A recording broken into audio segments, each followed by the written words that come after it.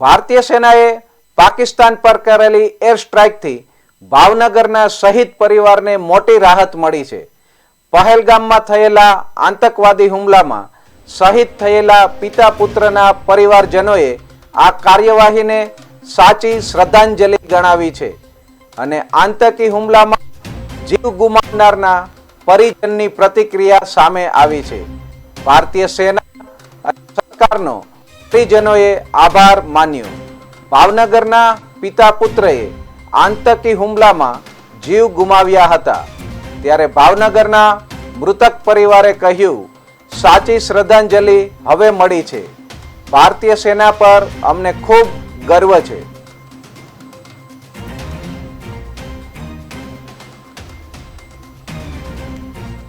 અને મને એટલું દુઃખ છે કે મારે આ જે દેશની મારી ઉપર દુઃખ પડ્યું છે એવું કોઈ મારી ભારત દેશ માતા કે દીકરી માથે કોઈની માથે ન પડે એવું હું પ્રાર્થના કરું છું. અને મારા મોદી સાહેબ મારા ભગવાન છે. અમારું આખું ઘર અમે પૂજી છે અને મને પહેલેથી મારા દેશ પ્રત્યે તો મને બહુ લાગણી છે.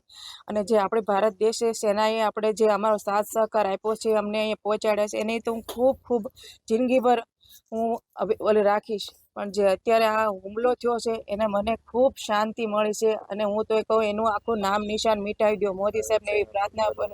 અને મારી જે ભારત સેના જે રક્ષણ કરે છે એને માટે મને ખૂબ ખૂબ ગર્વ છે અને મોદી સાહેબને હું ખૂબ આભારી માનું છું. ભારતે પાકિસ્તાન ઉપર હુમલો કર્યો છે.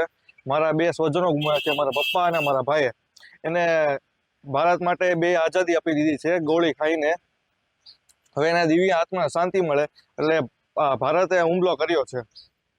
આપણા સેના ઉપર કેટલો ગર્વ મહેસૂસ કરો છો, જે પરાક્રમ બતાવ્યો છે? હા, ભારતીય સેના ઉપર મુજબ મને ખૂબ ગર્વ છે કે આજે રાત્રે 2 વાગે હુમલો કર્યો છે. એને જો આપણા દેશના પ્રધાનમંત્રીએ કહ્યું હતું કે આતંકવાદીઓનો ખાત્મો કરવામાં આવશે અને કર્યો ખરી.